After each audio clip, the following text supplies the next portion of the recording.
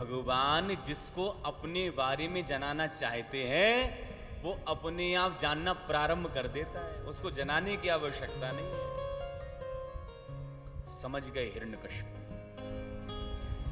इस पर नारायण भक्ति का रोग लग चुका है और कहीं ये दैत्य वंश के लिए घातक ना हो जाए। एक श्लोक में वर्णन यहां पर किया है कि प्रहलाद जी पर कितने अत्याचार हुए। दिग्गजई दंत सूकश्च अवचारावपातनई माया भी सन्निरोधश्च गर्जानैरभोजनई। हाथी के पैरों के नीचे प्रहलाद को कुचलवाया, सर्फों से कटवाया, विषपान कराया, पहाड़ों से नीचे गिराया, पानी में डुबाया, लेकिन जाको राखे सैया मार सके ना को, बाल ना बाका कर सके जो जग बैरी। जिसके रक्षक साक्षात भगवान नारायण हैं उसका भैया कोई क्या बिगाड़ पाएगा। लेकिन जब प्रहलाद जी को कोई भी कष्ट नहीं पहुंचा, हिरण्यकशिपु घबरा गया कहीं मृत्यु का कारण न बन जाए।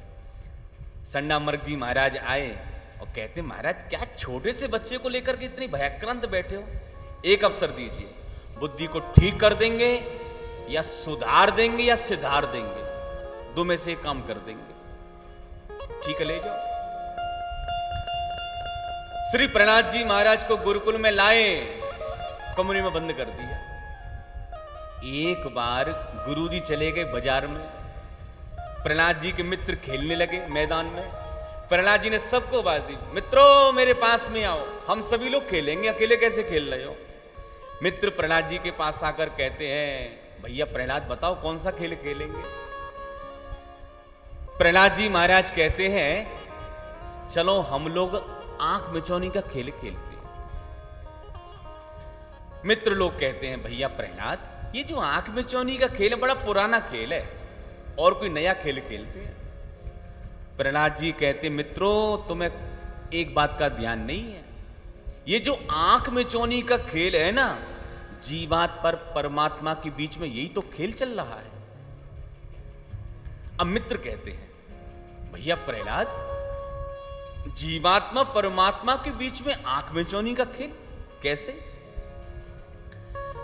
तो प्रहलाद जी महाराज कहते हैं सुवर्णा वेतो सदृशो सखायो, श्रुति भगवती कहती हैं जीवात्मा परमात्मा शाश्वत सखा है। जब हम सभी जीवात्मा परमात्मा के पास में थे, जब अपने सच्चे मित्र के पास में जब थे परमात्मा के पास, तो जीवात्मा परमात्मा से कहते हैं अरे प्रभु इतने दिन यहां पर रहते रहते हो गए, आपके यहां थोड़ा खेलना चाहिए। तो भगवान कहते क्या खेलोगे, कौन सा खेल पसंद है। तो जीवात्मा, हम सभी जीवात्माओं ने कहा महाराज आंख मिचौनी खेलते, पहले हम जाकर छुपते हैं, आप हमें ढूंढना, फिर आप छुपना, हम आपको ढूंढेंगे। तो प्रत्येक जीव संसार में आके छुप गया, लेकिन विचार करो भगवान को ढूंढने में कितना समय लगेगा। भगवान ने तो ढूंढ लिया सबको। प्रहलाद जी कहते हैं भगवान ने हम सबको ढूंढा, अपने साथ लेकर चले गए, और पुनः भगवान कहते हैं हे जीवात्मा तुम संसार में जाके छुपे थे, मैंने तुमको ढूंढा, अब तुम्हारी बारी है, अब तुम्हारी बारी है, मैं जाके छुप रहा हूं उसी संसार में, अब तुम मुझे ढूंढना। प्रहलाद जी कहते मित्रों अब हमारी बारी है, हमें ढूंढना है। और भगवान ने कह भी दिया ईशावास्यमिदं सर्वम वासुदेव सर्वमति सर्वम खलमिदं ब्रह्म हरिव्यापक सर्वत्र समाना सिया राम में सब जग जानी देवेष्टि व्यापनोति सकलम जगत। गीता भागवत पुराण संहिता सब कह रहे हैं भगवान हर जगह। मित्रों हमारी बारी है, अब हमें ढूंढना है। आंख मिचौनी के खेल में होता क्या है, एक छुपता है, सब छुप जाते हैं, एक ढूंढता है। अच्छा विचार करो ढूंढने वाला कैसे ढूंढता है, बहुत गंभीर विषय है, थोड़ा ध्यान देकर सुना। नाम ले लेकर ढूंढता है, फलाने जी, फलाने जी, फलाने जी। अच्छा, कुछ लोग इतने चालाक भी होते हैं, ऐसी जगह जाके छुपते हैं कि ढूंढने वाले के पसीने छूट जाते हैं, वो ढूंढ ही नहीं पाता। और जब ढूंढने वाला छुपे हुए व्यक्ति को ढूंढ नहीं पाता तो पता है क्या करता है वो सबके बीच में खड़ा होकर हाथ खड़े कर देता है।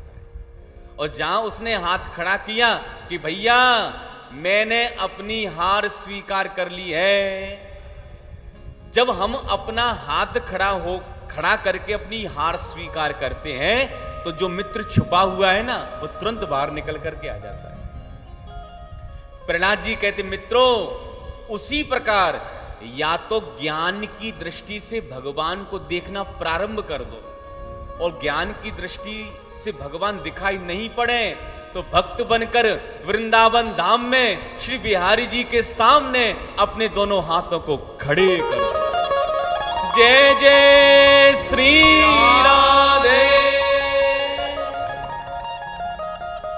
जो भक्त मन से ठाकुर जी के सामने अपनी हार स्वीकार करता है, हे बिहारी जी महाराज मैं तो हार गया, आपको ढूंढते ढूंढते मैं अपनी हार को स्वीकार कर रहा हूं, मैं विश्वास के साथ कहता हूं जो भक्त मन से बिहारी जी के सामने हार स्वीकार कर लेगा, बिहारी जी उसी भक्त के सामने प्रकट हो जाएंगे,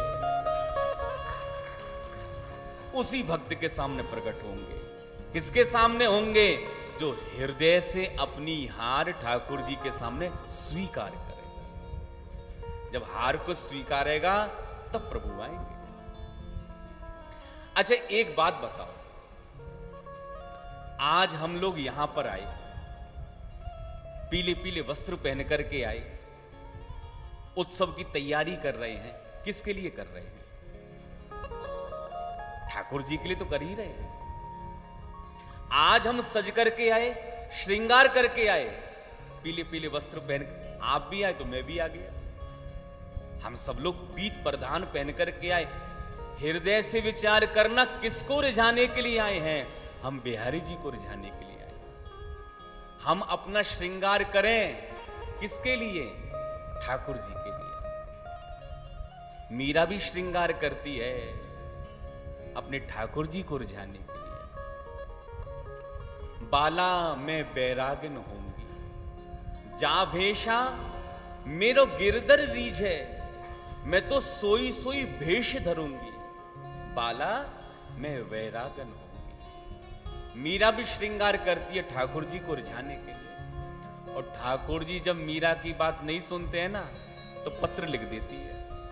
और पत्र में मीरा क्या लिखती है?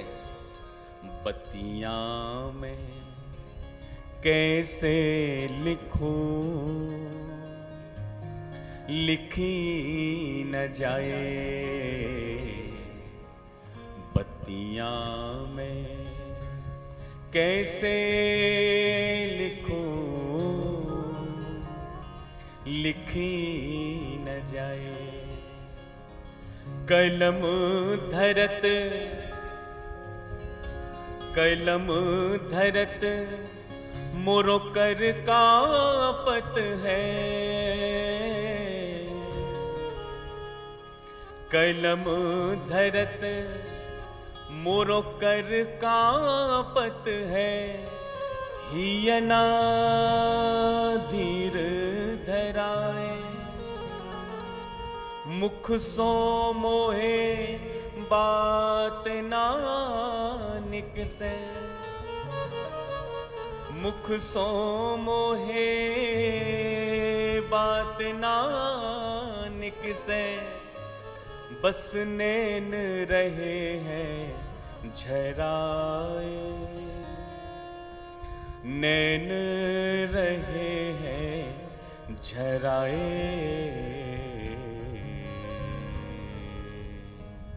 बत्तियां में कैसे लिखूं, लिखी न जाए।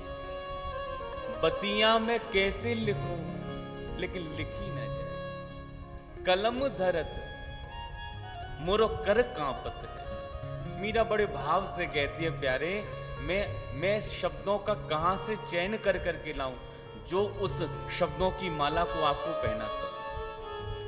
कलम धरत मुर कर कांपत है, हियना धीर धरा, मुख सो मोहे बात ना निकसे, बस नैन रहे हैं चरा। तो हृदय से विचार करना, आज हम यहां पर आए हैं ठाकुर जी का दर्शन करने के लिए, ठाकुर जी का उत्सव मनाने के लिए।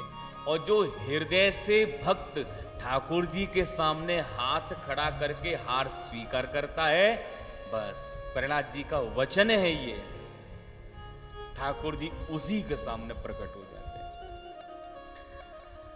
मित्र कहते हैं भैया प्रहलाद, मन बहुत होता है हमारा, लेकिन जब तुम्हारे पिताजी की आंखें हमारे सामने आती हैं, वो लाल लाल आंखें, क्रोध भरा चेहरा, सब भजन पूजन हमारा उड़ जाता है।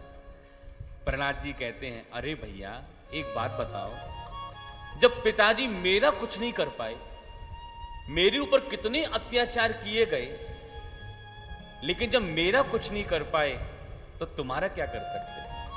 जो भक्त भगवान का हृदय से भजन करता है, ठाकुर जी उस भक्त की स्वयं रक्षा भी करते हैं। तो प्रहलाद जी के मित्र प्रहलाद जी के साथ प्रेम से कीर्तन करना प्रारंभ यहां पर करते हैं।